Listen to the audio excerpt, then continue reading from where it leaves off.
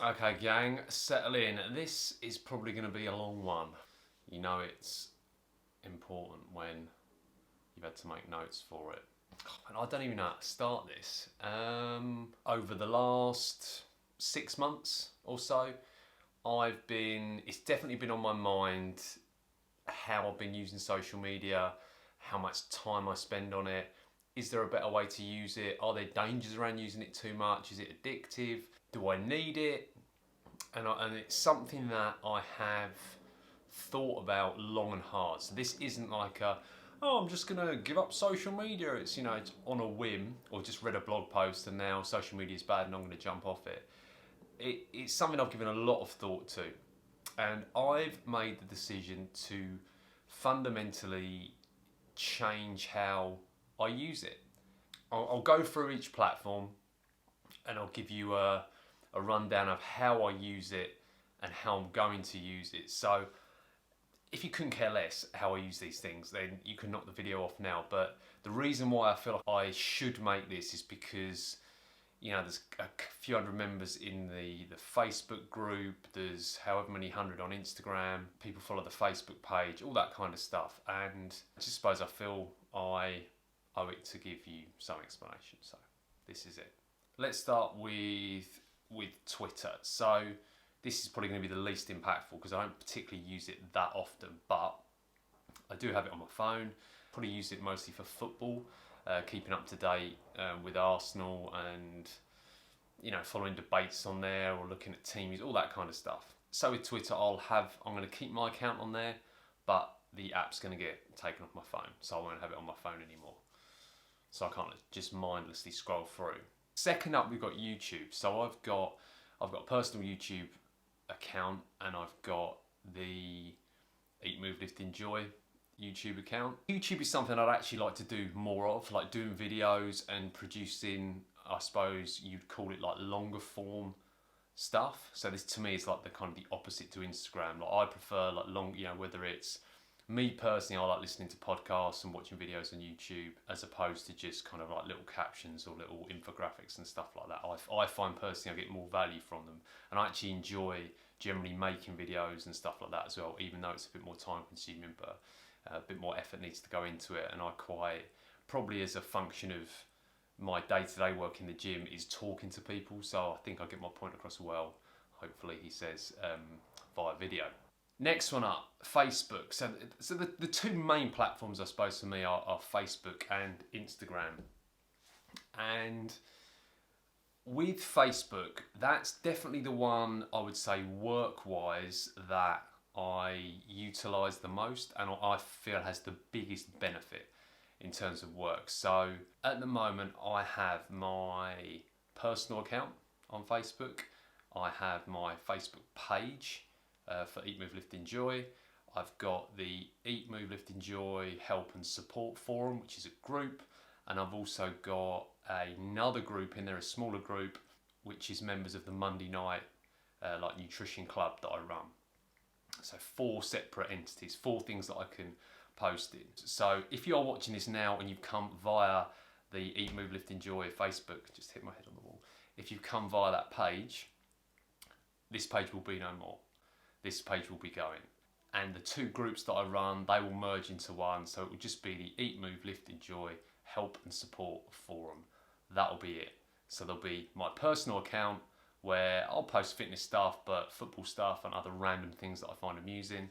And then there'll be the one group, the all-encompassing group, where I do like the group feature on Facebook because I think that you create a friendly atmosphere in the groups and a place where people feel like they can post and they're not being judged. I think that can be incredibly positive, and I'd like to keep that in. So Facebook for me now will be personal account, one group. That's it. And I will not have the Facebook app on my phone. That will be getting removed, which will be a massive change because I would say it's my default thing that I check.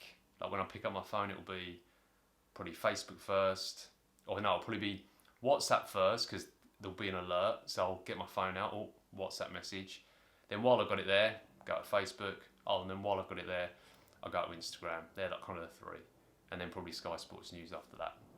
So Facebook on the phone will be there no more, because if I've only got those two things to worry about, personal posting, well, it doesn't matter when I post for that, to be honest, because it's just probably inane stuff. And in terms of the group, I get up early in the morning, I've got some time in the morning, so I'll spend maybe 30 minutes in the morning getting in there, seeing who's posted, answering questions, maybe putting something up, and I'll dedicate 30 minutes at another time of the day. So that might be in the gym, although probably not with the Wi-Fi.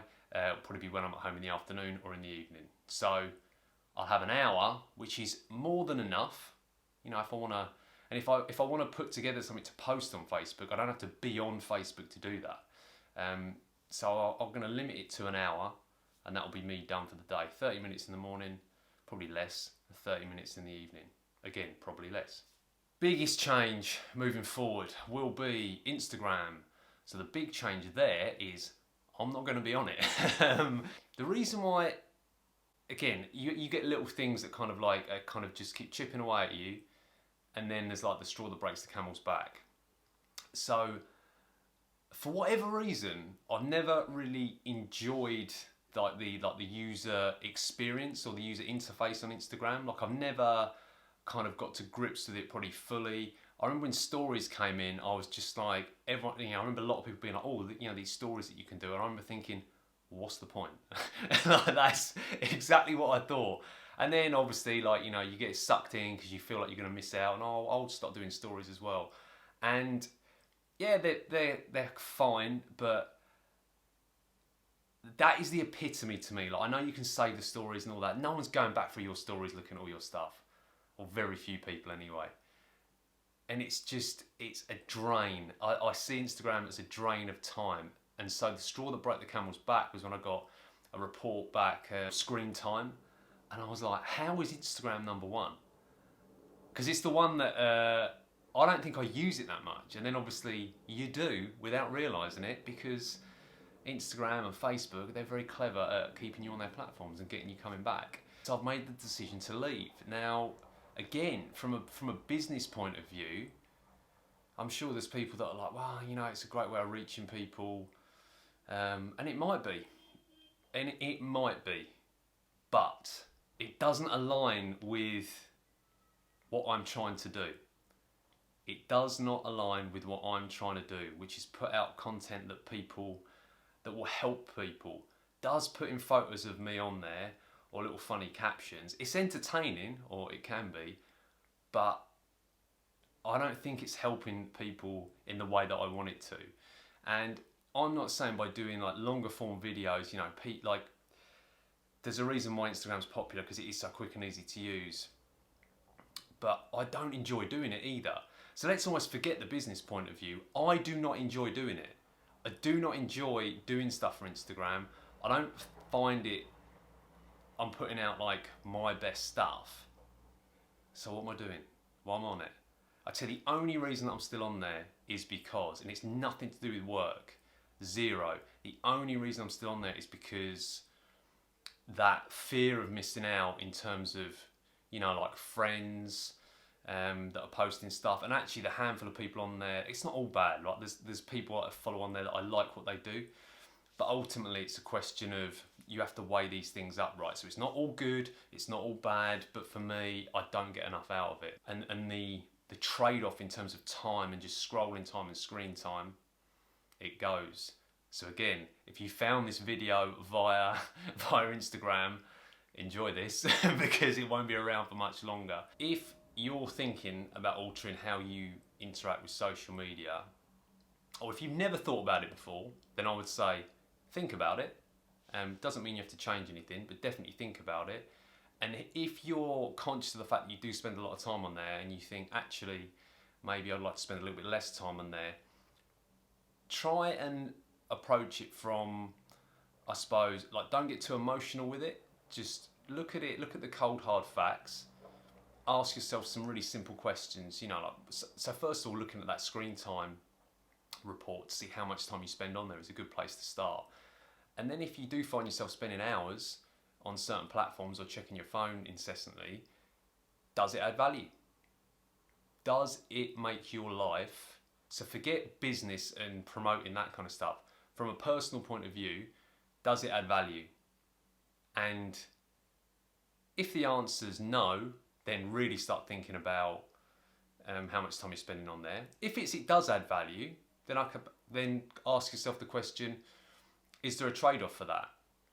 So you might like looking at pictures on Instagram, you know, fairly harmless, good bit of entertainment, but are you doing that when you're sat in a restaurant opposite your wife, opposite your husband, or with friends? Are you doing that when someone's having a conversation with you? Are you sat there looking at your phone, kind of nodding and not listening to them? Does that waiting for a response or waiting for likes or how many people have viewed it, does that make you feel anxious? Do you want that? And for me, I'm not leaving it, I'm not abandoning it, but I think there's an argument to be made for taking it off your phone. I genuinely think that the more I think about it, and the more and especially over the last few months, like I said, just weighing it up, yeah, I might be wrong. You might be watching another video in a month's time and I'll be back on across the board and I've got it on my phone again. I think probably not, but who knows. But last thing. I went out on a couple of day trips with Sarah, and I didn't even know I did this, but for whatever reason, when we stepped out of the door, so I knew we were going to be out, weren't going to be home till late. When we stepped out of the door, I put my phone on flight mode, and I left it on there the entire day. Even when Sarah went to the toilet, I didn't quickly flick it back on just to kind of entertain myself. And and that's not the only time I've done this, but like this first time I did it, it was a real eye opener, because knowing that, you know, that phone wasn't going off and there wasn't messages and WhatsApp wasn't beeping away, I just felt present is the word I would use. Being more present. And actually, if you haven't got your head in your phone, then maybe you start appreciating where you are, who you're with, and what you're doing. Something to think about. I'm not saying that everyone should bin off social media. That is not the point I'm trying to make. But I definitely think if you've made it this far in the video, maybe something's resonated. Think about it and maybe make some changes moving forward. Right, I'm exhausted. Thank you for taking the time to listen if you made it this far. And if you have any questions, please feel free to stick them in the box below. Unless you're on Instagram, because I'm going to be on there. But the Facebook, I'll put links of where I'm going to be. So the Facebook forum being the main place, and the YouTube channel as well. So enjoy the rest of your day and take it easy. Bye bye.